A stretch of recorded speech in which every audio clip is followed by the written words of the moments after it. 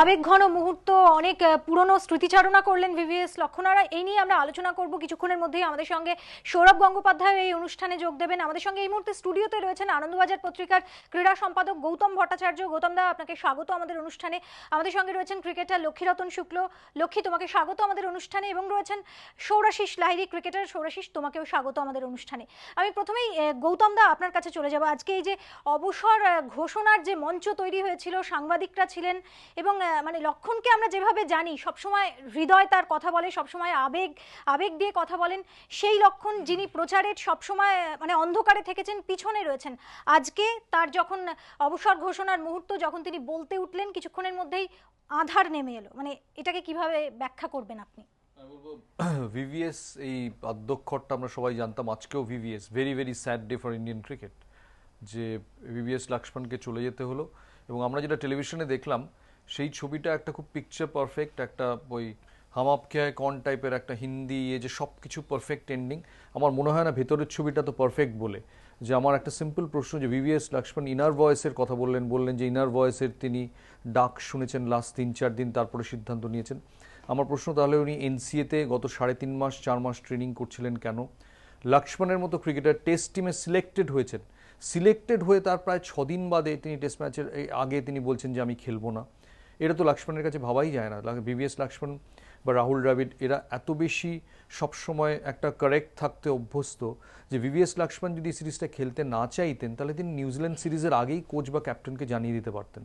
কদিন আগেও যখন সিলেকশন কমিটির চেয়ারম্যান তাকে বলেছেন যে আমরা এই দুটো টেস্ট দিচ্ছি তারপরে দিতে পারবো না, তখনও ভিভিএস লক্ষ্মণ আর্গিউ করেছেন যে তিনি এই সিজনটা খেলতে চান এবং অস্ট্রেলিয়ার সঙ্গে খেলে রিটায়ার করতে চান।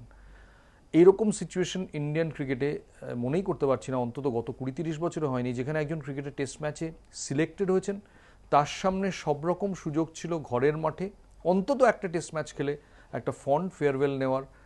সেই সুযোগকে তিনি দূরে রেখেছেন। এটা ভিভিএস লক্ষ্মণের কাছে প্রত্যাশিত, কিন্তু আমার মনে হয় এটা বোধহয় জানা দরকার যে কোন পরিপ্রেক্ষিতে ভিভিএস লক্ষ্মণ টেস্ট টিমে সিলেক্টেড হয়ে সেই সিলেকশন মেনে নিয়ে আরও বেশি খেলতে চেয়ে হঠাৎ করে একেবারে সিরিজ থেকে উইথড্র করে গেলেন।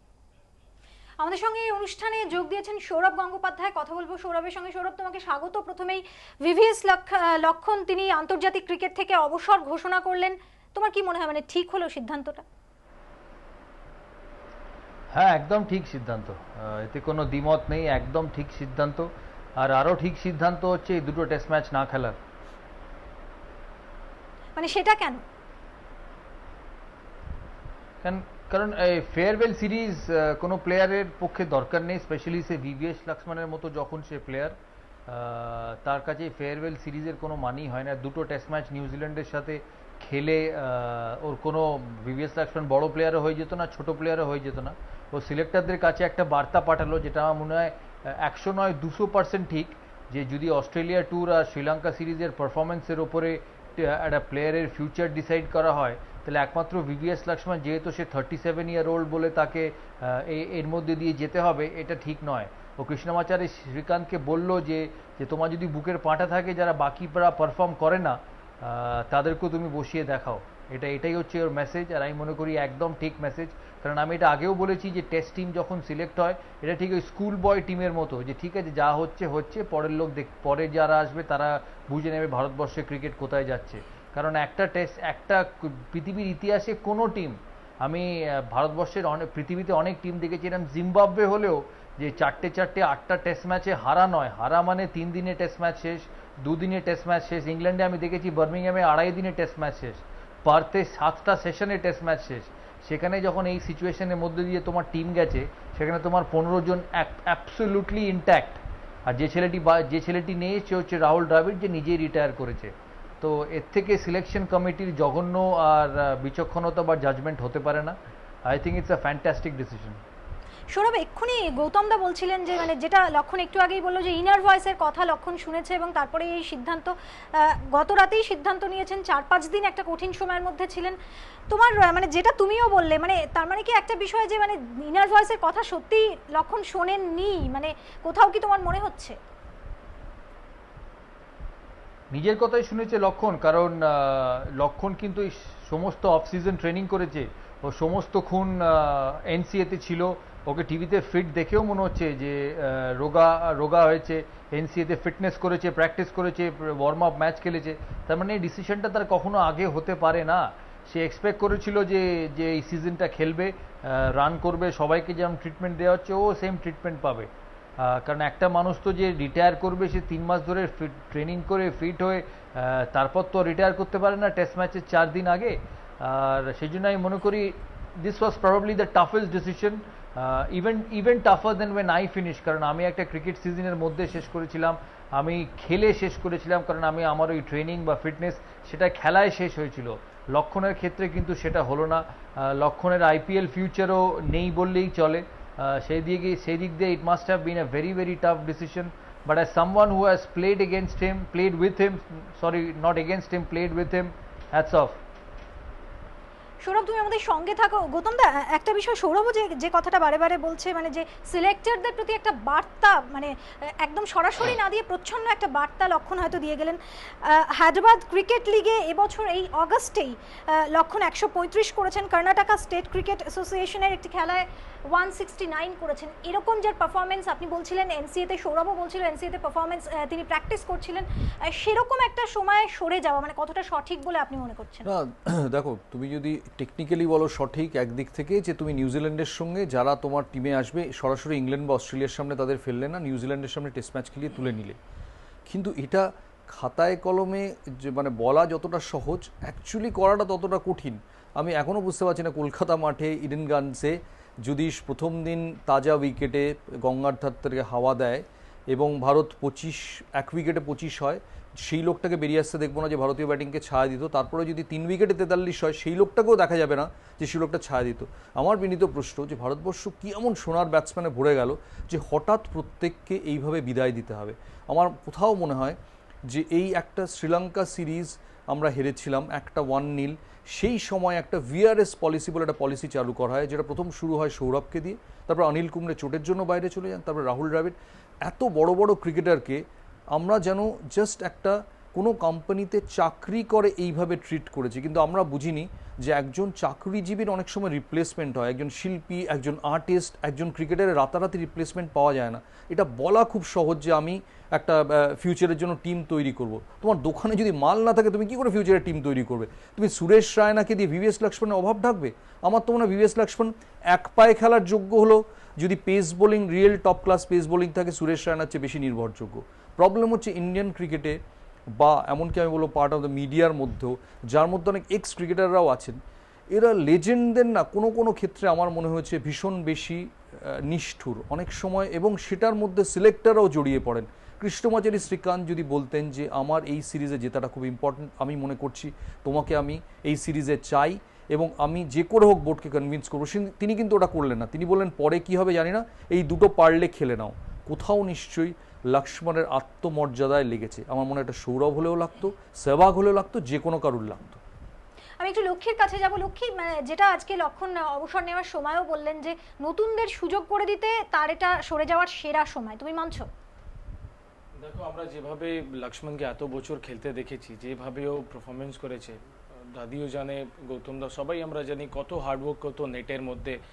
আর অবভিয়াসলি এইভাবে যে বিদায়টা আমার মনে হয় না খুব একটা ঠিক, বিকজ এরকম একটা লেজেন্ড, এরকম একটা ইন্ডিয়াকে সার্ভিস দেওয়ার পর যদি তোমার পেছনে এরকম একটা চাপ থাকে কি তুমি এই দুটো টেস্ট ম্যাচ খেলে চলে যাও, তুমি একটা ম্যাচ খেলো, ইয়াংস্টারকে আসতে দাও। আমরা সবাই জানি ওর বয়স হচ্ছে, কোনো সেকেন্ড থট নেই। কিন্তু যেটা গৌতম দা যেটা বললো, রিপ্লেসমেন্টটা কোথায়, এইটা মানে খুব খুব বড় কোশ্চেন। কিন্তু আমরা অস্ট্রেলিয়াও দেখেছি, আমরা হোম সিরিজে অনেক ইয়াংস্টারদেরকে ডেবু করতে দেখেছি। দেখো, ভিভিএস লক্ষ্মণকে আর ওইরকম টাইপের প্লেয়ারকে জীবনে ফিরে পাওয়া যাবে না, সৌরভ গাঙ্গুলিকে কোনোদিন ফিরে পাওয়া যাবে না, এরকম ক্লাসের প্লেয়াররা খুব কম হয়। কিন্তু এই যে সিলেকশন পলিসি, এটা কি? আমি এর আগে লাস্ট এটা নিয়েই বোধহয় প্রশ্নচিহ্ন প্রত্যেকেই উঠিয়ে দিচ্ছেন। আমি সৌরভের কাছে আরো একবার চলে যাব। সৌরভ, যেটা এক্ষুনি গৌতম দা বললেন যে কোথাও বোধহয় আত্মমর্যাদায় লেগেছে লক্ষণের, আর সেই কারণেই এই সিদ্ধান্ত। হ্যাঁ, নিশ্চয়ই 100 বার। তুমি যদি এত দিন ক্রিকেট খেলে এত রান করে তোমার যদি সিলেকশন, স্পেশালি যে ন্যাশনাল টিম সিলেকশনে যদি ফেয়ারনেস না থাকে, যদি ইকুয়ালিটি না থাকে, তাহলে অবভিয়াসলি এই জিনিসটা তো আসবেই। আর this is a complete case of being unequals. মানে শ্রীলঙ্কা অস্ট্রেলিয়া সিরিজে ঈশান্ত শর্মা অস্ট্রেলিয়ায় ওই কন্ডিশন, যে আমি তো ওই সিরিজে কমেন্ট্রি করেছি, মানে উইকেট শুধু সবুজই থাকতো, আর কোনো রং দেখা যেত না উইকেটে। সেইখানে 4টে টেস্ট ম্যাচে 4টে উইকেট পেয়েছে। মহেন্দ্র সিং ধোনির পারফরমেন্স ওই টেস্ট সিরিজে আমরা সবাই দেখেছি। আরও প্লেয়ার, গৌতম গম্ভীর ছিল যে যার একটা 50 ছাড়া সিরিজে কোনো রান ছিল না। হ্যাঁ, আমি মানছি সবাই ভালো খেলেনি, তাহলে সবাইকে যখন জাজ করবে তাহলে তুমি ইকুয়াল প্ল্যাটফর্মে জাজ করো। তুমি একজনের জন্য আরেকটা নিয়ম, আরেকজনের জন্য আরেকটা নিয়ম সেটা করতে পারো না। অ্যাকচুয়ালি সিলেকশন কমিটির কাছ থেকে এর থেকে বেশি এক্সপেক্ট করা খুব একটা সম্ভব নয়, কারণ অনেক সময় যে কোয়ালিটি অফ সিলেক্টার্স থাকে তাদের কাছ থেকে কিন্তু এর থেকে বেশি এক্সপেক্ট করা, ইভেন কৃষ্ণমাচারী শ্রীকান্তের কাছ থেকেও এর থেকে বেশি এক্সপেক্ট করা সম্ভব নয়। সৌরভ, তুমি যদি নির্বাচক হতে, এই জায়গায় থাকতে, তাহলে এই গোটা পরিস্থিতিটাকে কিভাবে হ্যান্ডেল করতে?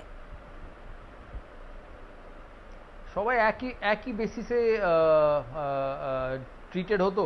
যদি ভিভিএস লক্ষ্মণকে যেতে হয় তাহলে তার সাথে ঈশান্ত শর্মাকেও যেতে হবে, তার সাথে গৌতম গম্ভীরকেও যেতে হবে, বা তার সাথে মহেন্দ্র সিং ধোনিকেও যেতে হবে।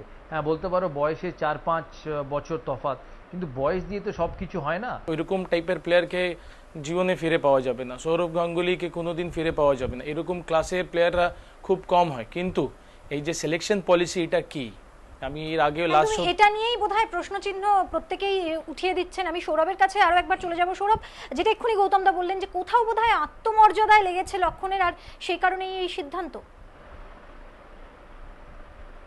হ্যাঁ, নিশ্চয়ই 100 বার। তুমি যদি এত দিন ক্রিকেট খেলে এত রান করে তোমার যদি সিলেকশনে, স্পেশালি যে ন্যাশনাল টিম সিলেকশনে যদি ফেয়ারনেস না থাকে, যদি ইকুয়ালিটি না থাকে, তাহলে অবভিয়াসলি এই জিনিসটা তো আসবেই। আর this is a complete case of being unequals. মানে শ্রীলঙ্কা অস্ট্রেলিয়া সিরিজে ঈশান্ত শর্মা অস্ট্রেলিয়ায় ওই কন্ডিশন, যে আমি তো ওই সিরিজে কমেন্ট্রি করেছি, মানে উইকেট শুধু সবুজই থাকতো, আর কোনো রং দেখা যেত না উইকেটে। সেইখানে 4টে টেস্ট ম্যাচে 4টে উইকেট পেয়েছে। মহেন্দ্র সিং ধোনির পারফরমেন্স ওই টেস্ট সিরিজে আমরা সবাই দেখেছি। আরও প্লেয়ার, গৌতম গম্ভীর ছিল যে যার একটা 50 ছাড়া সিরিজে কোনো রান ছিল না। হ্যাঁ, আমি মানছি সবাই ভালো খেলেনি, তাহলে সবাইকে যখন জাজ করবে তাহলে তুমি ইকুয়াল প্ল্যাটফর্মে জাজ করো। তুমি একজনের জন্য আরেকটা নিয়ম, আরেকজনের জন্য আরেকটা নিয়ম সেটা করতে পারো না। অ্যাকচুয়ালি সিলেকশন কমিটির কাছ থেকে এর থেকে বেশি এক্সপেক্ট করা খুব একটা সম্ভব নয়, কারণ অনেক সময় যে কোয়ালিটি অফ সিলেক্টার্স থাকে তাদের কাছ থেকে কিন্তু এর থেকে বেশি এক্সপেক্ট করা, ইভেন কৃষ্ণমাচারী শ্রীকান্তের কাছ থেকেও এর থেকে বেশি এক্সপেক্ট করা সম্ভব নয়। সৌরভ, তুমি যদি নির্বাচক হতে, এই জায়গায় থাকতে, তাহলে এই গোটা পরিস্থিতিটাকে কিভাবে হ্যান্ডেল করতে? সবাই একই বেসিসে ট্রিটেড হতো। যদি ভিভিএস লক্ষ্মণকে যেতে হয় তাহলে তার সাথে ঈশান্ত শর্মাকেও যেতে হবে, তার সাথে গৌতম গম্ভীরকেও যেতে হবে, বা তার সাথে মহেন্দ্র সিং ধোনিকেও যেতে হবে। হ্যাঁ, বলতে পারো বয়সে 4-5 বছর তফাৎ, কিন্তু বয়স দিয়ে তো সব কিছু হয় না। তোমাকে পারফরমেন্স দিয়ে টিমে ঢুকতে হবে। সে তুমি তোমার বয়স 20 হোক আর 40 হোক। আর যদি আমাকে ভিভিএস লক্ষ্মণকেও বাদ দিতে হতো তাহলে আমাকে অন্যদেরও বাদ দিতে হতো। আর যদি সবাইকে ফেয়ার চান্স দিতে হতো তাহলে ভিভিএস লক্ষ্মণকেও আমাকে ফেয়ার চান্স দেওয়া হতো। নাহলে এরমভাবে কিন্তু কোনো দিন টিম তৈরি হবে না। আর আমি সারপ্রাইজ নই যে লাস্ট 1-1.5 বছরে ভারতবর্ষের পারফরমেন্স ভারতবর্ষের বাইরে নিচে যেতে শুরু করেছে। আর যদি এই জিনিস, এই ইকুয়ালিটি বা এই ফেয়ার ট্রিটমেন্ট প্লেয়ারদের মধ্যে না থাকে, তাহলে কিন্তু কোনো দিন ভালো টিম তৈরি হবে না। যে কোনো, তুমি বাইরে থেকে অনেক কিছু বলতে পারো, তুমি এই সাবকন্টিনেন্টে হেরে জিতে অনেক কিছু বলতে পারো, কিন্তু আসল ব্যাপারটা কিন্তু তাই হয় না। একটা টিম তৈরি করতে গেলে সবচেয়ে ইম্পর্টেন্ট হচ্ছে প্লেয়ারদের ট্রাস্ট। সেটাই যদি সিলেক্টররা না গ্যাদার করতে পারে বা ক্যাপ্টেন না গ্যাদার করতে পারে, তাহলে কিন্তু টিম করার কোনোদিন ভারতবর্ষের ক্রিকেটকে এগিয়ে নিয়ে যাওয়া সম্ভব হবে না।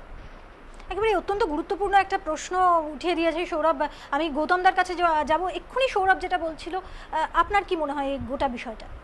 আমার মনে হয় সিলেকশন কমিটি, স্পেশালি চেয়ারম্যানের রোলটা ভীষণ ভাইটাল, এবং চেয়ারম্যানের রোলে যদি কোনো পসিবলি এমন একজন কেউ থাকেন যিনি ক্যাপ্টেন্সি করেছেন, যার একটা ভিশন আছে, সেই রকম ক্যাপ্টেন, মানে একটা কৃষ্ণমাচারী শ্রীকান্তের মধ্যে একটা সিরিজ ক্যাপ্টেন্সি করেছেন এরকম বলছি না, বা একটা নেহরু কাপ করেছেন।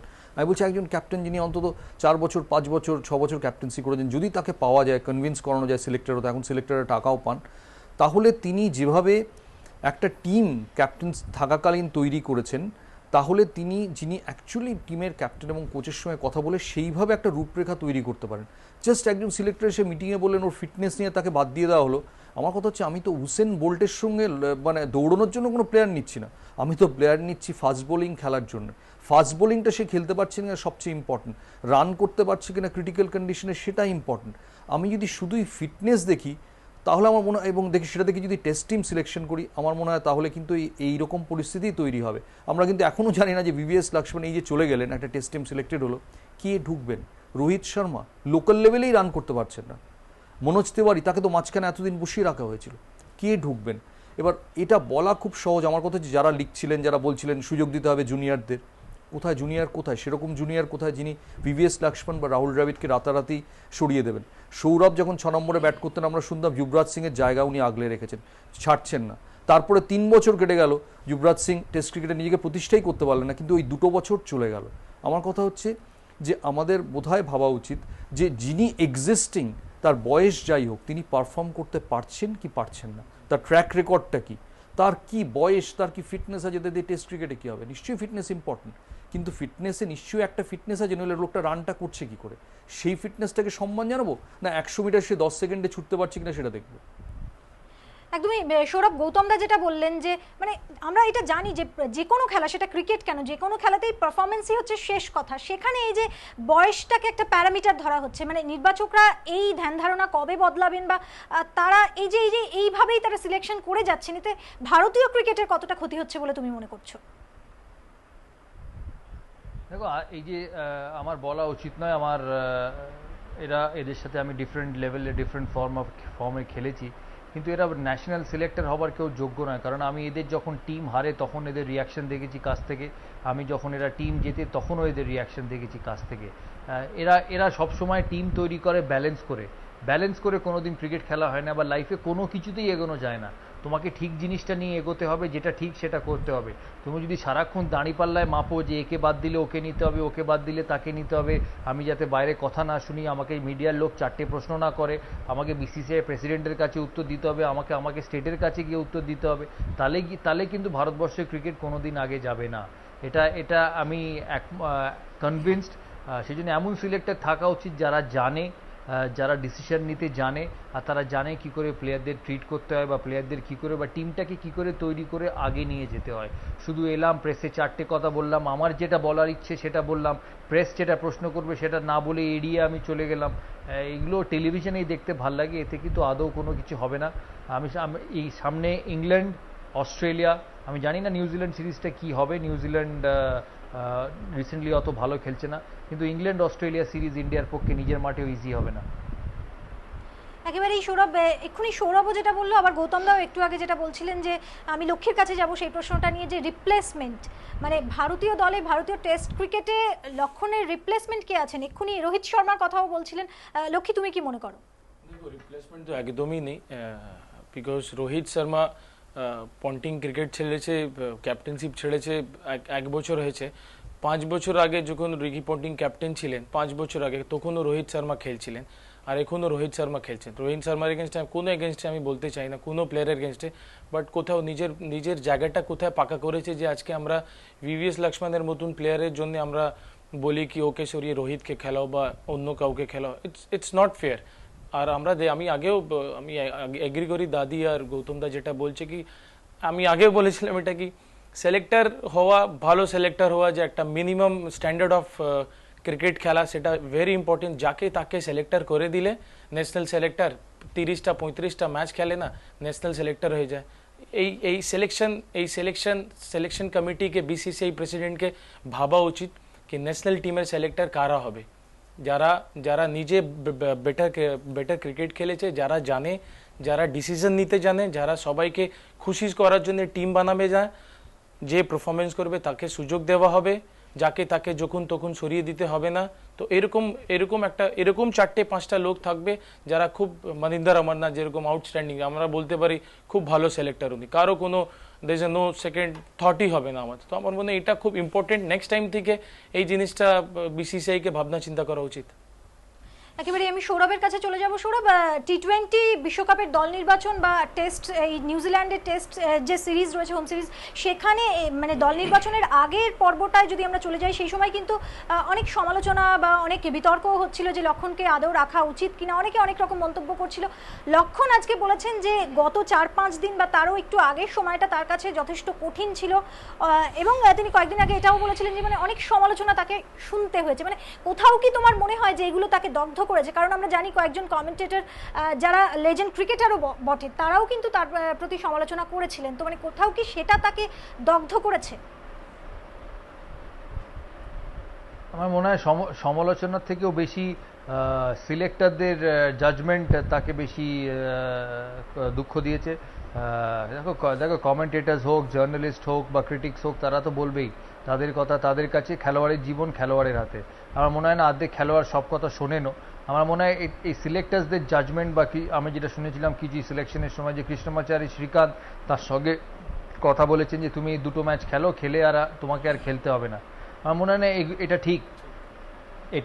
এটা কৃষ্ণমাচারী শ্রীকান্তের করা ঠিক হয়েছে। হ্যাঁ, কৃষ্ণমাচারী শ্রীকান্ত এটাও বলতে পারে যে তুমি যদি রান না করো, বাদ দিয়ে দিলে কিছু করার থাকবে না। সে তখন দেখা যাবে, বাদ দিলে দেবে। খেলায় যেমন সিলেক্ট হয় তেমনি বাদও পড়তে পারে প্লেয়ার। আমার মনে হয় এই সমস্ত কিছু থেকে কৃষ্ণমাচারী শ্রীকান্ত, যার কমিউনিকেশনে মস্ত বড় প্রবলেম আছে, যেটা আমরা টিভিতে দেখলেও বুঝতে পারি, কৃষ্ণমাচারী শ্রীকান্তের এই যে বার্তা যে তুমি যদি এই দুটো টেস্ট খেলো আর তারপর আর তোমাকে খেলতে হবে না, সেই থেকেই লক্ষ্মণের এই ডিসিশনটা হয়েছে যে আমার খেলার দরকার নেই। কারণ যে লোকটা 3 মাস, 3.5 মাস, 4 মাস ধরে ট্রেনিং করে, সে দুটো টেস্ট খেলার জন্য শুধু ট্রেনিং করে না, সে কিন্তু একটা পুরো সিজন খেলার জন্য ট্রেনিং করে। আর তার কাছে যখন এই বার্তাটা পৌঁছয় যে না তোমার দরকার নেই, কৃষ্ণমাচারী শ্রীকান্ত এই বার্তাটা আগেও দিতে পারতেন অস্ট্রেলিয়া সিরিজের পরে। এই অগস্ট মাস অবধি টেনে নিয়ে তো কোনো টানার কোনো দরকারই ছিল না। তখনই তাকে ফোন করে বলতে পারতেন যে তুমি এবার একটু ভেবে দেখো, তুমি, আমার মনে হয় না সামনে নিউজিল্যান্ড সিরিজ, তোমার ওখানে খেলার দরকার আছে, ইজি সিরিজ, আমরা চাই নতুন ছেলে খেলুক। তাহলে এই সিচুয়েশনই আসতো না। It's a complete lack of communication skills and it's a biggest problem with selectors, যে তারা ফোন তুলে বলতে পারে না যে this is where you stand, আর তুমি এটা নিয়ে একটু ভেবে দেখো। That's a huge problem, and that boils down to the quality of selectors. একেবারেই আমরা দর্শকদের বলে দিই, আপনারাও কিন্তু এই আলোচনায় অংশগ্রহণ করতে পারেন। আপনাদের যদি কোনো প্রশ্ন থাকে করতে পারেন। আমাদের ফোন নাম্বার 44010327। আরও একবার বলে দিচ্ছি, আমাদের ফোন নাম্বার 44010327। আমি সৌরাশিসের কাছে যাব।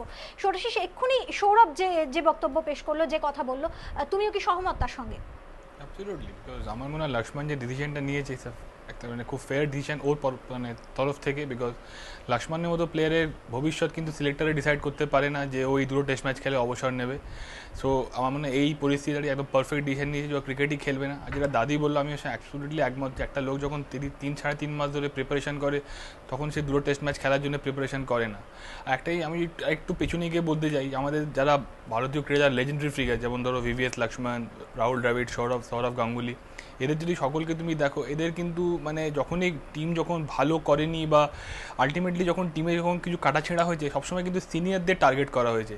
কিন্তু আমার মনে হয় যখন টিম বিপদে পড়ে, তখন যদি তুমি সিনিয়রদের ওপর ট্রাস্ট বেশি করো, তখন তাকে তোমার অনেক বেশি হেল্প করে টিমকে সেই পরিস্থিতি কাটিয়ে উঠতে। সেখানে আমাদের এখানে উল্টোটা হয়, যখন বিপদে পড়ে তখন বলা হয় যে সিনিয়রদের বাদ দিয়ে জুনিয়রদের ওপর ট্রাস্ট করো। জুনিয়রও তো সেই সিচুয়েশন এসে অনেক নতুন, তাদের পক্ষে অনেক সেখানে নিজেদের প্রতিষ্ঠা করা অনেক ডিফিকাল্ট হবে। আমরা যদি সিনিয়ররা যদি সেই প্ল্যাটফর্মটা করে দিয়ে যায়, সেখানে জুনিয়রদের মানে নিজেদের মানে গ্রুম করতে অনেক সুবিধা হবে। কিন্তু আমাদের ভারতবর্ষের ক্রিকেটই উল্টোটা হয়, যখনই মানে কাউকে টার্গেট করা হয়, অলওয়েজ সিনিয়রদের ফার্স্ট টার্গেট করা হয়। Sourav Ganguly prime of his career, তাকে বললো তাকে তুমি ক্রিকেট ছেড়ে চলে গেল। রাহুল দ্রাবিড় চলে গেল। এবার সামনে এই একটা সিরিজের মানে সিরিজ শুরু হওয়ার মুখে ভিভিএস লক্ষ্মণের অবসর। তো আমরা জানি না যে ইন্ডিয়ান ক্রিকেট হেডিং টুয়ার্ডস। একেবারে আমি সৌরভের কাছে চলে যাব। সৌরভ, মানে আমি একটু এবার অন্যদিকে আসছি। অনেকক্ষণ আমরা বিতর্ক নিয়ে আলোচনা করলাম, সিলেক্টরদের নিয়ে কথা বললাম। আমি তোমার কাছে জানতে চাইছি, অনেকটা সময় তুমি লক্ষণের সঙ্গে কাটিয়েছো, তোমার সাথে খুব ভালো সম্পর্ক। লক্ষণ বলতে তোমার সবচেয়ে উজ্জ্বল স্মৃতি কি? Eden gardens Kolkata. অনেক উজ্জ্বল স্মৃতি আছে, কিন্তু তার মধ্যে সবচেয়ে উজ্জ্বল হচ্ছে ইডেন গার্ডেন্স কলকাতা। 2001 সাল অস্ট্রেলিয়ার সঙ্গে 281, আমি সবসময় মনে করি বা সবসময় বেশি কৃতিত্ব দিই ভারতবর্ষের বাইরের সেঞ্চুরি বা ভারতবর্ষের বাইরের পারফরমেন্সকে, কিন্তু লক্ষ্মণের এই ইনিংসটা অস্ট্রেলিয়ার সাথে ইডেনে ছিল, ভারতবর্ষের সাবকন্টিনেন্টের মাটিতে, কিন্তু ওই ইনিংসের ইম্প্যাক্ট শুধু ওই টেস্ট ম্যাচের জন্য নয়, ওই সিরিজের জন্য নয়, ওভারঅল ইন্ডিয়ান ক্রিকেটের ওই সিরিজের ইম্প্যাক্ট অনেক ছিল। কারণ তখন থেকে তোমরা যদি লক্ষ্য করে থাকো তাহলে ইন্ডিয়ান ক্রিকেটের graph, specially in test cricket, home and away, আস্তে আস্তে ওপরের দিকেই উঠতে থাকে। আমরা ওয়েস্ট ইন্ডিজ যাই, ইংল্যান্ড যাই, ওখান থেকে Australia, Pakistan. It gave us a huge sense of belief that we are a team which could beat the best in the world. তো লক্ষ্মণের সবচেয়ে বেশি কৃতিত্ব ওই টেস্ট ম্যাচ, ওই ইনিংস। ও অনেক রান করেছে ভারতের, প্রায় 9,000 টেস্ট রান। আমাদের যে সিলেক্টর যারা আছেন তারা মিলিয়ে মিশিয়ে বোধহয় অত গুণেও উঠতে পারবেন না ও যত টেস্টে রান করেছে। তো সেই দিক দিয়ে আমার মতে ওইটা হচ্ছে লক্ষ্মণের কেরিয়ারের সবচেয়ে উজ্জ্বলতম দিন। সৌরভ, একটা বিষয় ভীষণ জানতে ইচ্ছে করছে, সেই সময় ড্রেসিং রুমে যখন যেদিন ব্যাট করতে গেলেন আর তারপরে আবার যখন ফিরে এলেন বা এই যে মাঝে মাঝে যাওয়া আসা, সেখানে ঠিক কি ধরনের কথাবার্তা হতো? কারণ লক্ষণ তো মানে খুব একটা কথাবার্তা বলেন বলে আমরা জানি না, তুমি যদি অন্যরকম জানতেও পারো, মানে কিরকম সেই অভিজ্ঞতা ছিল সেটা যদি একটু বলো। লক্ষণ মিডিয়ায় বা বাইরে খুব একটা কথা বলে না, কিন্তু ড্রেসিং রুমে কমপ্লিটলি আলাদা জিনিস। আর লক্ষণের সবচেয়ে অবাক জিনিস ছিল আমার কাছে যে আমি 5 নম্বর ব্যাট করতে যেতাম টেস্টে আর ও 6 নম্বর যেত। ওকে অনেক সময় এমন হয়েছে যে আমি প্যাড পরে উইকেট পড়েছে, আউট, ব্যাটিং করতে যাচ্ছি, দেখি লক্ষণ তোয়ালে ফলে পরে স্নান করতে গেছে। মানে আমি এরকম কোনো ব্যাটসম্যানকে দেখিনি যে 6 নম্বর ব্যাট করবে, 5 নম্বর উইকেটে ঢুকছে, সে তো প্যাড ট্যাড পরে জুতো ফুতো পরে রেডি থাকে যে পরের নেক্সট এক বলেও আউট হতে পারে। লক্ষণ তখন 90% অফ দ্য টাইমস ও টেস্ট কেরিয়ার, ও যদি 134টা টেস্ট খেলে থাকে, আমি গ্যারেন্টি দিচ্ছি 125টা টেস্টে ও ওই সময়টা বাথরুমে স্নান করেছে। আছে ব্রাহ্মণের ছেলে বলে সংস্কার কি আমি জানি না, কিন্তু ঠিক সময় রেডি হয়ে ও ব্যাট করতে চলে যেত। আমি একটা ইনস্টেন্স দিচ্ছি, সাউথ আফ্রিকায় 2006 সালে আমাদের যখন টেস্ট সিরিজ চলে, লাস্ট টেস্ট, তোমাদের মনে আছে কিনা জানি না, আমি সেকেন্ড ইনিংসে আমি 4 নম্বর ব্যাট করতে যাই। কারণ তখন সচিন টেন্ডুলকার বোধহয় যখন সাউথ আফ্রিকা ইনিংসটা শেষ হয় তখন 15 মিনিট বাইরে ছিলেন। আমাদের দুটো ওপেনার ফার্স্ট ওভারেই আউট হয়ে যায়। তো সচিন টেন্ডুলকারকে অ্যাজ দ্য রুল 15 মিনিটের আগে ব্যাটিং করতে পারতো না। তা 5 নম্বর ছিল VVS লক্ষ্মণ আর 6 নম্বর ছিলাম আমি। সচিন তেন্ডুলকার সিঁড়ি দিয়ে নেমে যেই মাঠে ঢোকে ব্যাট করার জন্য, তখন থার্ড আম্পায়ার তাকে আটকায় যে তোমার 15 মিনিট এখন হয়নি, তুমি ব্যাট করতে পারবে না, you have to bat after the fall of 5 wickets. তখন সবাই VVS লক্ষ্মণকে খুঁজে বেড়ায়, কারণ 5 নম্বর VVS লক্ষ্মণ ও কোথায়, দেখে ও তখন শাওয়ারে স্নান করছে। ও 5 নম্বর ব্যাটসম্যান, সাউথ আফ্রিকা, নতুন বল, ইন্ডিয়া 5 রানে 2 উইকেট, ও তখন শাওয়ারে স্নান করছে, ও ব্যাট করতে যাবে। তখন আমি ট্র্যাকস্যুট পরে, কারণ আমি 6 নম্বর ট্র্যাকস্যুট আর খালি পা, তখন আমাকে কোনো মতে চেঞ্জ করে, মানে ড্রেসিং রুমে আমার এখনো মনে আছে ওয়ান্ডারার্স কেপ টাউনে নিউল্যান্ডসে আমার বাঁ পায়ের প্যাড পরাচ্ছেন সচিন তেন্ডুলকার, ডান পায়ের প্যাড পরাচ্ছেন বীরেন্দ্র সেহবাগ। আমাদের যে ফিজিও ছিলেন সে এসে আমার জুতোর ফিতে বাঁধছে, কারণ আমি তো ট্র্যাকস্যুট পরে, আমাকে সাদা জামা কাপড় পরে প্যাড হেলমেট পরে মাঠে ব্যাট করতে যেতে হতো। মানে খেলা মোটামুটি 10 থেকে 11 মিনিট বন্ধ ছিল এই ঘটনাটার জন্য। লক্ষ্মণ কিছুই জানে না, ও তখন শাওয়ার নিচ্ছে। ও যখন বেরোলো তখন আমি প্যাড ফ্যাট পরে মাঠে ব্যাট করতে যাচ্ছি। তো ওকে জিজ্ঞেস করা হলো এটা কি হলো, বললো তুমি বাথরুমে ছিলে তাই তোমার জায়গায় ও ব্যাট করতে যাচ্ছে। অসাধারণ সৌরভ, মানে এরকম অভিজ্ঞতা আমরা যে শুনলাম আজকে, সেটাই আমাদের কাছে একটা বিশাল বড় পাওনা। সৌরভ, যদি আরো দু একটা কিছু বলো, মানে তুমি যেটা বললে প্রথমেই যে অন্য ধরনের জিনিস মিডিয়ার কাছে বা আমাদের কাছে একটু অন্যরকম হলেও তোমাদের ড্রেসিং রুমে একেবারে অন্যরকম লক্ষণ। হ্যাঁ, লক্ষ্মণ ড্রেসিং রুমে অন্যরকম। ওর ইয়ারপিস, আইফোন, তখন আইপ্যাড ছিল, আইপ্যাডেও গান শুনতো। তা আমি একবার ওর গানের ওটা চেয়েছিলাম যে আমার আইপ্যাডটা আনিনি, আমি ব্যাট করতে যাবো, তোমারটা দেবে? তা ও বললো হ্যাঁ নাও না। আমি প্রথম 10টা গান চেঞ্জ করে দেখলাম সব সাঁই বাবার ভজন। তাই বললাম না, আমি আউট হয়ে যাবো এসব শুনলে, তুমি এটা তোমার কাছে রাখো, আমি এমনিই ব্যাট করতে যাব। তা ও একটু এরম টাইপের মানুষ। কিন্তু ড্রেসিং রুমের বাইরে, মাঠের বাইরে যেমন ও চুপচাপ থাকে, ড্রেসিং রুমে কিন্তু কমপ্লিটলি ও আলাদা। ওর জহির খানের সাথে দারুণ বন্ধুত্ব। ওর ড্রেসিং সেন্স তুমি দেখবে আজকে প্রেস কনফারেন্সেও কি সুন্দর ড্রেস করে এসছে। He is not the most good looking man, but he is immaculate with his dressing sense. তো ও যতটা, মানে is not a typical south Indian, হয় না টিপিক্যাল সাউথ ইন্ডিয়ান যেরকম হয়, he is not a typical south Indian. খেলা তো অসাধারণ, ইজ আ গ্রেট প্লেয়ার, কোনো প্রশ্ন নেই হতে, but he is mentally very very tough and is a fantastic person to have in the dressing room. 22 গজে তো তোমরা অনেকদিন একসঙ্গে কাটিয়েছো, মানে সেখানে কোনো রকম অভিজ্ঞতা, হয়তো খুব টাফ একটা সিচুয়েশন, মানে সেই সময় কিভাবে কথাবার্তা বলতে, একসঙ্গে কিভাবে ওই সিচুয়েশনটাকে হ্যান্ডেল করতে তোমরা? দেখো, একটা ব্যাটসম্যান যখন 22 গজে ঢোকে না, তখন তার মাথাটা ক্লিয়ার হয়ে যায় যে যে একটাই ছবি, ওখানে তোমাকে যা বলই আসুক রান করতে হবে। সেই জন্য ডিসকাশন বা ইনভলভমেন্টটা অনেক ছোট হয়ে আসে। তাই যখন দুজনে ব্যাট করতাম, অনেক সময় ডিফিকাল্ট সিচুয়েশনেও ব্যাট করেছি। আমার মনে আছে ওয়েস্ট ইন্ডিজে 2002 সালে যখন আমরা ট্রিনিডাডে জিতি, তখন সেকেন্ড ইনিংসে আমরা 65 for 4 ছিলাম। যে কেউ টেস্ট ম্যাচটা জিততে পারতো। সেখান থেকে আমার আর ভিভিএস লক্ষ্মণের একটা 150 রানের পার্টনারশিপ হয়। ভিভিএস লক্ষ্মণ 75 করে, আমি 84 না 85 নট আউট ছিলাম, আমরা ওই টেস্ট ম্যাচটা জিতি। তখন দুজনের খেলা নিয়ে কথা বলতাম, যে বলটাকে ভালো করে দেখতে।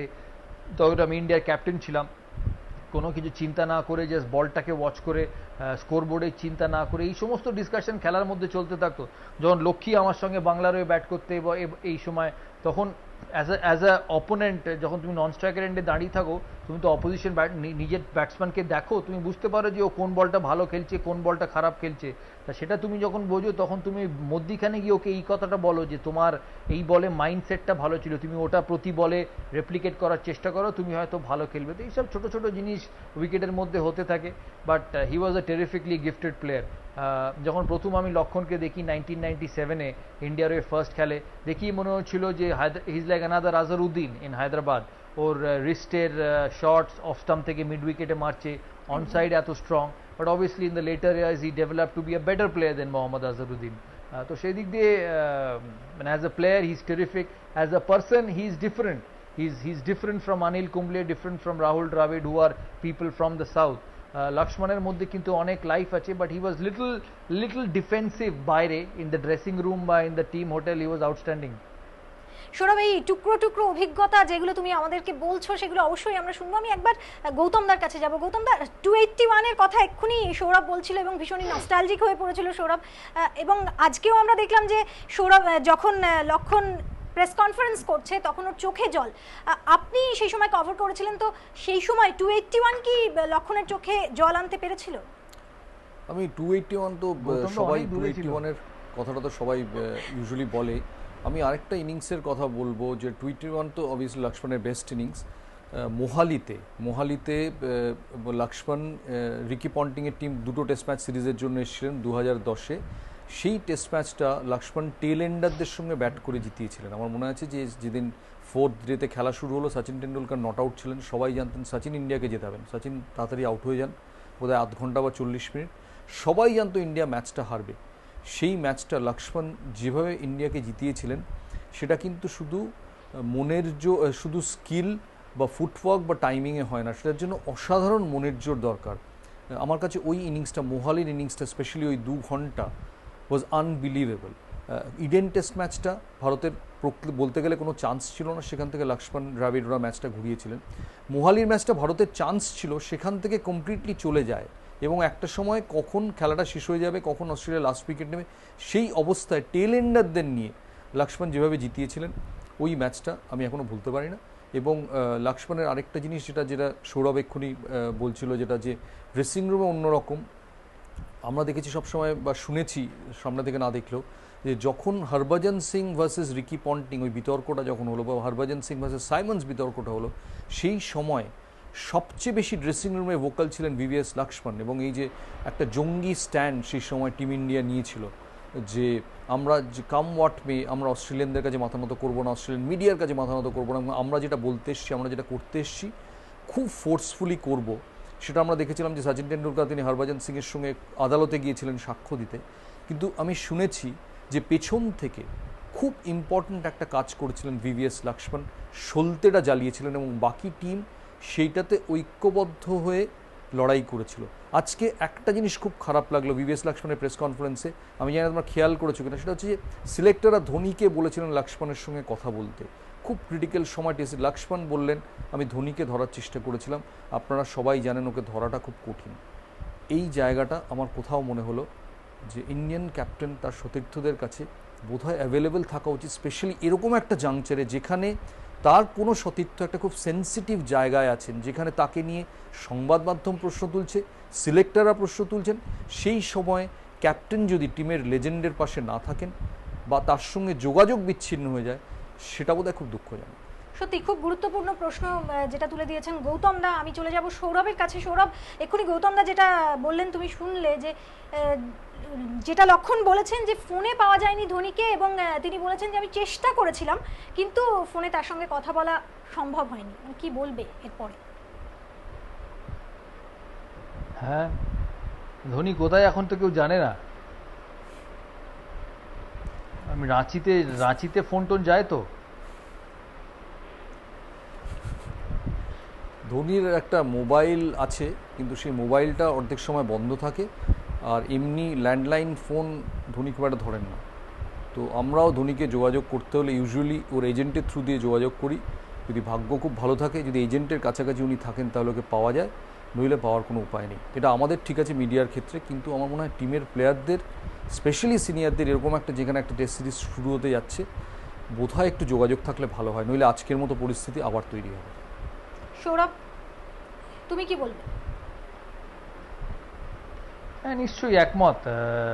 আমি জানি না ধোনি এটা কেন করেন, এটা আমি অনেকের মুখেও শুনেছি যে এই জিনিসটা হয়। আমি এটা রিজনিংটা বুঝি না, যে হ্যাঁ এক হতে পারে, ঠিক আছে, মানা যায় যে মিডিয়ার থেকে দূরে থাকতে চায়, মিডিয়ার সাথে কথা বলতে চায় না, কিন্তু এগুলো তো part and parcel of captain's job. আমার মনে হয় না এটা বেশি দিন ধোনির করা উচিত, কারণ ওকে যদি টিম তৈরি করতে হয়, ওকে প্লেয়ারদের জন্য 24 আওয়ার্স অ্যাভেলেবল থাকতে হবে। আমি আবার বলি, ভারতবর্ষে জেতা আর ভারতবর্ষের বাইরে জেতার মধ্যে তফাৎ হচ্ছে 20 আর 100, এত তফাৎ, মানে 90-100 নয়, 20 আর 100। আর আমরা দেখেছি লাস্ট দুটো সিরিজ ইংল্যান্ড আর অস্ট্রেলিয়াতে ভারতীয় টিমের অবস্থা 4-0 দু জায়গাতেই। সেই জন্য আমি জানি না ধোনি কি বেসিসে মনে করেন যে ক্যাপ্টেন্সি করা উচিত। বিভিন্ন ক্যাপ্টেনের বিভিন্ন ওয়ে আছে ক্যাপ্টেন্সি করার, কিন্তু ক্যাপ্টেনকে 24 আওয়ার্স প্লেয়ারদের জন্য অ্যাভেলেবল থাকতে হবে। যদি না থাকে, সে টিম তৈরি করা তার পক্ষে ডিফিকাল্ট হবে, প্লাস প্লেয়ারদের রেসপেক্ট পাওয়াও খুব একটা ইজি হবে না তার পক্ষে। আমি একটা কথা জাস্ট বলতে চাই, যে আমরা ইন্ডিয়ান টিমে এখন স্পেশালি অনেক ছোটো ছোটো শহর থেকে অনেকে আসেন। আগে একটা সময় ছিল যে বড় শহর থেকে আসতেন, রাজা মহারাজারা খেলতেন, বিত্তবান ঘরের লোকরা খেলতেন, পটাউডি জয়সীমারা, তাদের কোনো সমস্যা ছিল না। স্পেশালি বিদেশ সফরে গেলে কী করে নিজেদের কন্ডাক্ট করতে হবে, কী করতে হবে, তাদের এমন একটা ফ্যামিলি থেকে তারা উঠে আসতেন যে সমস্যা ছিল না। সমস্যাটা বেশি তৈরি হলো যখন এই স্যাটেলাইট টাউন থেকে, জেলা থেকে, স্পোর্টস হোস্টেল থেকে রাতারাতি তারা একেবারে এইরকম প্রচারের মধ্যে চলে এলো। সেই সময় তাদের নানান রকম সমস্যা অ্যাডজাস্টমেন্টে হতে লাগলো, যে সময় তারা ক্যাপ্টেনকে ভীষণভাবে খুঁজতেন। আমার মনে আছে যে সৌরভের ক্যাপ্টেন্সির সময় সব সময় দরজা খোলা থাকতো। এমনকি আমি ডোনাকে খুব ক্রেডিট দিতে চাই এই জায়গাটায়, যে আমি যখন দেখেছি ডোনা ট্যুরে সৌরভের সঙ্গে হয়তো জয়েন করেছে 15 দিনের জন্য, অনেকে হলে হয়তো সেই সময়, যে সময় স্বামীকে প্রাইভেটলি পাওয়া যাচ্ছে, সেই সময়টা বলতো যে অ্যাটলিস্ট সারা ট্যুরে দেখা হয়নি, এই 10 দিন কি 5 দিন দেখা হলো, এই সময়টা একটু আমরা কথা বলি। সেই সময়ও কিন্তু আমি দেখেছি দরজাটা খোলা।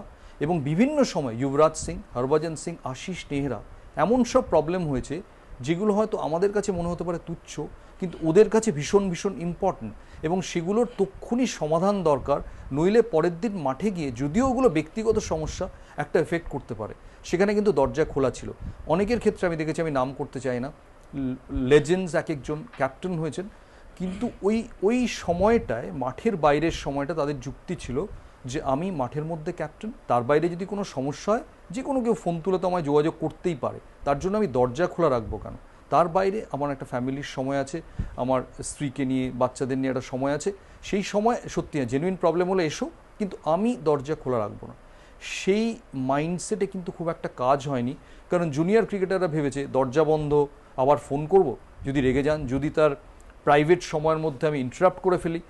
ইন্ডিয়ান ক্রিকেটে আনফর্চুনেটলি এই প্রাইভেট সময়টা ক্যাপ্টেনের দেওয়াটা ভীষণ ভীষণ ইম্পর্ট্যান্ট। সেই সময়টা ধোনি সুরেশ রায়নাকে দিন বা রোহিত শর্মাকে দিন, সেটা কিন্তু সিনিয়র ক্রিকেটারও তো তাকে দরকার পড়তে পারে। আজকে লক্ষ্মণ যে কথাটা প্রেস কনফারেন্সে এত লোকের সামনে বললেন যে ধোনিকে পাওয়া তো খুব ডিফিকাল্ট, এটা আমার মনে হয় না ভারতীয় ক্রিকেটের পক্ষে খুব একটা উজ্জ্বল অ্যাডভার্টাইজমেন্ট হলো বলে। গৌতম দা, আমার কথা মনে আছে যখন দাদি ক্যাপ্টেন ছিল না, কেনিয়া ট্যুরে আমরা গিয়েছিলাম, আমি টিমে ছিলাম, আমি তো সবসময় দাদার রুমেই থাকতাম, ডোনা বৌদিও ছিল। তো আমরা মাসাই মারা ঘুরতে গিয়েছিলাম, মনে আছে দাদি, আর জঙ্গলের মধ্যে তাবুত দিয়েছিল। আই ওয়াজ টু স্মল, মানে আমি ওই সময় মানে 17+। তো আমি ভাবলাম, আমি দাদিকে বললাম, দাদি রাত্রিরে একা ঘুমোতে পারবো না। তো তারপর ডোনাবদি বলে, চলে তুই আমাদের সাথে, তুই রুমে ঘুমাবি। তো আমি অনেক রুমে দাদি আর ডোনাবদির সাথে রুম শেয়ার করেছি। একা ঘুমোতে খুব ভয় লাগতো, কোনোদিন তো একা থাকিনি, বাড়িতেও থাকিনি কোনোদিন একা। সো এইসব কথা, আগেকার কথা সব মনে পড়ছে। That was great experience. এরকম একদমই এটাই বোধহয় মানে হওয়া উচিত, যেটা গৌতম দাও বলছিলেন। সৌরভ সত্যি একজন অভিভাবক ছিল, মানে সৌরভ সেটাকে কতটা মিস করো তুমি? না, আমি আর কিছু মিস করি না এগুলো। ক্যাপ্টেন ছিলাম, ক্যাপ্টেন শেষ, খেলাও শেষ। এখন এ তো খেলার নিয়ম যে একজন থাকবে একজন থাকবে না। আজকে লক্ষণ গেল, 3 বছর আগে আমি, 6 মাস আগে রাহুল, লক্ষণ, বছরখানেকের মধ্যে টেন্ডুলকার, একদিন লক্ষ্মীও যাবে, সৌরাশিসও যাবে, সবাই যাবে। এ তো খেলার নিয়ম। You just have to live with it. It's gone and you have to look forward. কিন্তু এই যে এক্ষুনি গৌতম দা বলছিলেন, না লক্ষ্মীও বললেন, যে ক্যাপ্টেনের সঙ্গে সহ খেলোয়াড়দের একটা সম্পর্ক, একটা কেমিস্ট্রি। কারণ একজনকে নিয়ে বা দুজনকে নিয়ে, যেটা গৌতম দা এক্ষুনি বলছিলেন, যে সুরেশ রায়না বা রোহিত শর্মাকে নিয়েই তো আর ইন্ডিয়ান টিম হবে না, সেখানে আরো ছেলেরা থাকবে যাদেরকে প্রত্যেকের সঙ্গে ক্যাপ্টেনের একটা সম্পর্ক থাকতে হবে, একটা কেমিস্ট্রি থাকতে হবে। আমি আরো সোজাসুজি বলতে চাইছিলাম যে এই সময়টা যখন একটা লক্ষ্মণের ক্রিটিক্যাল সময় যাচ্ছিল, কোচ বা ক্যাপ্টেন যদি খুব সলিডলি ওর পাশে থাকতেন এবং ওকে যদি একটা রেসপেক্ট দিতেন, ভরসা দিতেন, বোধহয় আজকের এই ডিসিশনটা এক্ষুনি হতো। এটা আমার পার্সোনাল ওপিনিয়ন। হ্যাঁ, আমি কমপ্লিটলি এগ্রি করি। সৌরভ, একটা বিষয় জানতে চাইবো, যে ক্লোজিং ফিল্ডিং লক্ষণ বরাবর করতেন, তো সেক্ষেত্রে দ্রাবিড় এবং লক্ষণ আমরা জানি সেভাবেই তারা ফিল্ডিং করতেন। তো তুমি কিভাবে দেখেছো, মানে প্রতিপক্ষকে চাপ দিতে লক্ষণের স্ট্র্যাটেজি সেই সময় ঠিক কি হতো? লক্ষ্মণ আউটস্ট্যান্ডিং স্লিপ ফিল্ডার ছিল। হয়তো প্লেয়ারদের ডাইরেক্টলি কথা বলতো না বা ডাইরেক্টলি কিছু স্লেজ করতো না। অনেক সময় অস্ট্রেলিয়া সিরিজ আমি দেখেছি, কিন্তু সেটার সংখ্যা বা পরিমাণ খুব কম। যেমন নর্মাল নিজের বোলারকে মোটিভেট করা বা কোনো ব্যাটসম্যানের কোনো ফিট মুভমেন্টে দেখে মনে হচ্ছে এখানে বল করা উচিত তাকে, সেই মেসেজ কিন্তু ও সবসময় স্লিপ থেকে ডিফারেন্ট বোলার্সদের কাছে দিত। He was a very different person than what people actually saw him on TV. ও ড্রেসিং রুমের ভেতরে গিয়ে, যেমন ও সবচেয়ে বড় বন্ধু ছিল জহির খান, আর জহির খানকেও সবসময় জহির খানের ফিটনেস নিয়ে ওকে বলতে থাকতো যে দৌড়োয় না, মাঠের শুধু এসে বোলিং করে আর ওয়েটস করে, যে ও দৌড়ানো উচিত। ড্রেসিং রুমে ওকে বলতো। So he was a completely different character off the field than what you actually see him. কিন্তু বিপক্ষ ব্যাটসম্যানদের উপর চাপ তৈরি করার জন্য যখন স্লিপে ফিল্ডিং করতো লক্ষণ, সেই সময় ঠিক কি করতো, মানে কোনো কথাবার্তা বা মানে কি ধরনের ব্যবহার বা অ্যাটমসফিয়ার, কি অ্যাগ্রেশন কি ধরনের লক্ষণের থেকে বেরিয়ে আসতো?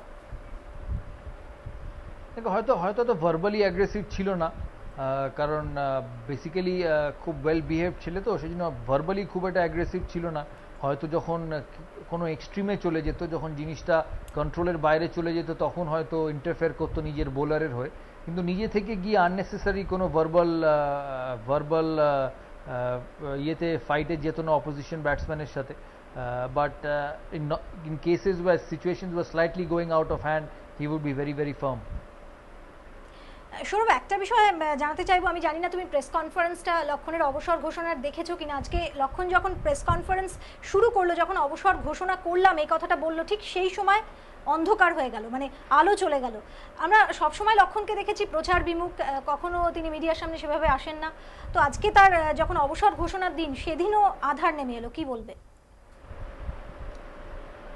সেটা সেই সময়টা আমি হয়তো টিভিতে দেখিনি, কিন্তু এটা হয়তো কমপ্লিট অ্যাক্সিডেন্ট হবে, যে লাইটটা কোনো মতে অফ হয়ে গেছে। আমার মনে হয় না তার সঙ্গে এর কোনো সম্পর্ক আছে। লক্ষ্মণ এই যে 134টা টেস্ট খেলেছে ভারতের হয়ে, সেটাই হচ্ছে তার সবচেয়ে বড় রেকগনিশন। খুব কম প্লেয়ার ভারতবর্ষের ক্রিকেটে 100-র বেশি টেস্ট ম্যাচ খেলেছে। ও 100 ছাড়িয়ে 134, হয়তো লিস্টে 3rd বা 4th হবে। ও এমনকি গাভাস্কারের থেকেও বেশি টেস্ট খেলেছে। আমার মতে হয়তো 3rd, টেন্ডুলকার, দ্রাবিড়, লক্ষ্মণ, উনি 3rd বা যতদূর মনে হচ্ছে 3rd। এটাই হচ্ছে সবচেয়ে বড় অ্যাচিভমেন্ট, সবচেয়ে বড় স্পটলাইট ওর কাছে, যেটা সারা জীবন ওর সাথে থাকবে। গৌতম দা, মানে এটা কি প্রতীকী?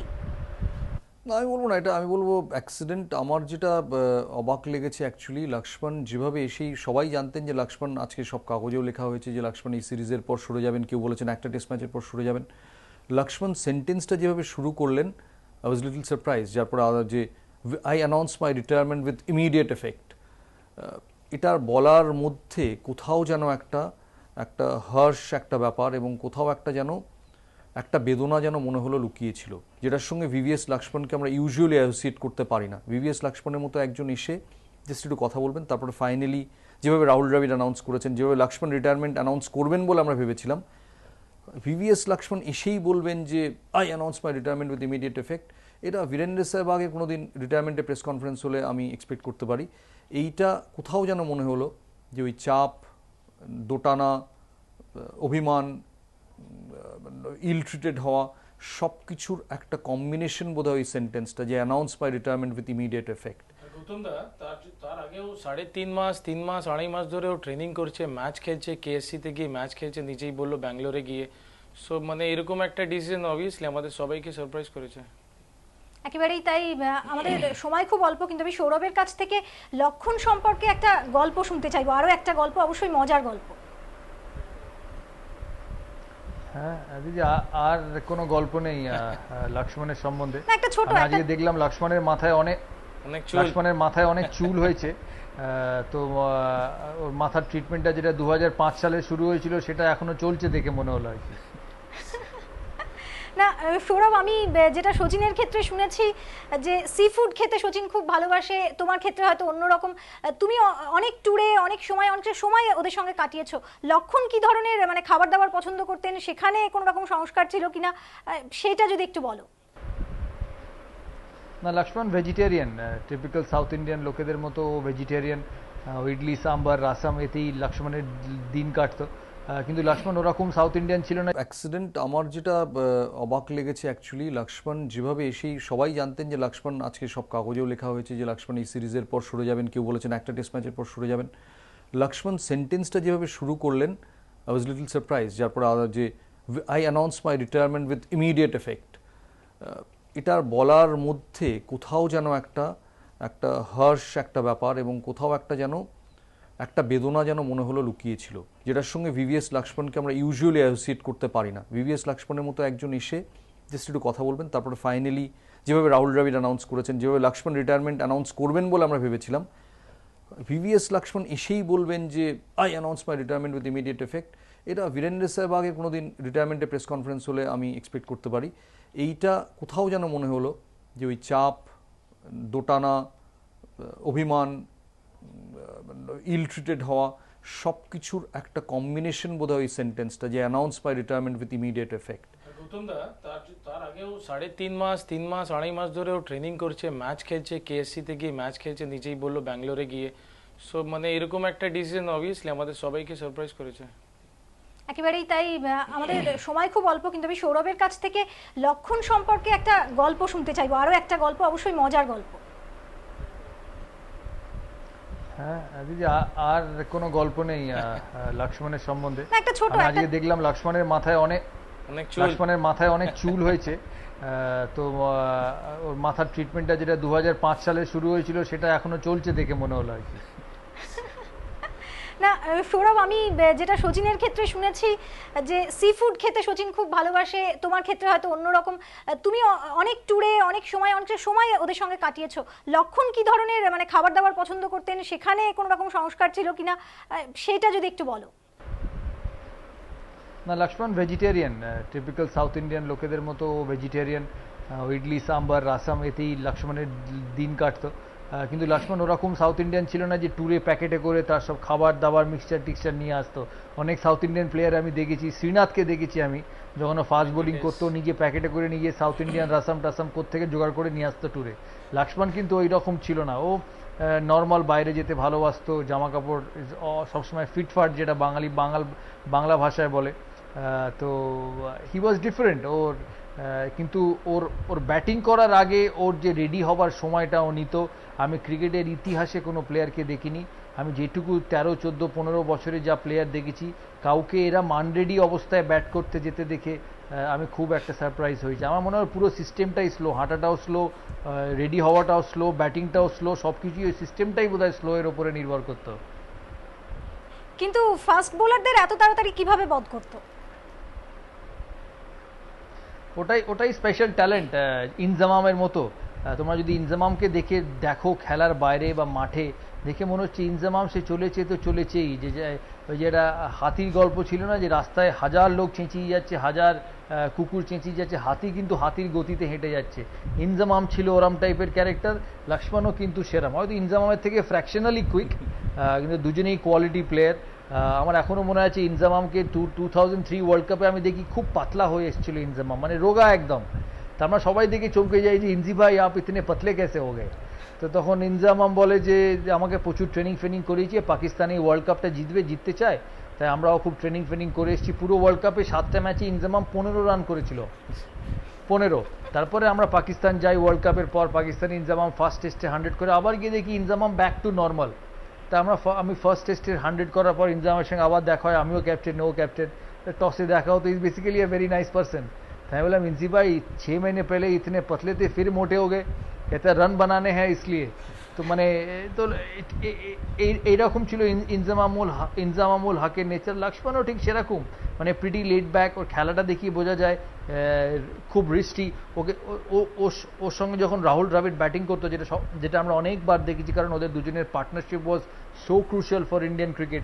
একজনকে দেখে মনে হতো যে 10টা 5টা একদম টাইফাই পরে অফিসে যাওয়ার মতো, মানে এভরি বল রেডি, প্রিপারেশন কত সুন্দর। আর অন্যদিকে আরেকটা প্লেয়ারের লেজি এলিগেন্স, অফ স্টাম্পের বলটা মিড উইকেটে মারছে, স্টেপ আউট করে শেন ওয়ানকে যে বলটা অন ড্রাইভ মারছে সেখান থেকেই আবার এক্সট্রা কভারের পাস দিয়ে মারছে। So this people are special, সেই জন্যই ওর নাম ভিভিএস থেকে ভেরি ভেরি স্পেশাল হয়েছে। He is absolutely a naturally gifted player, he was never quick.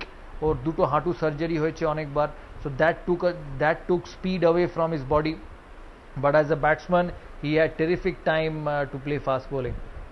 Sourav, আমাদের সময় একদম শেষ, একদম একটা সংক্ষেপে প্রশ্ন করব, এক কথায় যদি তুমি প্লিজ উত্তর দাও। দ্রাবিড় মানে যদি মানসিক কাঠিন্য হয়, তাহলে লক্ষণ মানে কি? Very very special. অনেক ধন্যবাদ সৌরভ আমাদের সঙ্গে কথা বলার জন্য। গৌতম দা এবং সৌরাশিস এবং লক্ষ্মী, তোমাদের সবাইকে ধন্যবাদ আমাদের স্টুডিওতে আসার জন্য। এই অনুষ্ঠান আমরা এখানেই শেষ করছি, তবে আরও অনেক খবর রয়েছে, তাই আপনারা চোখ রাখুন এবিপি আনন্দ।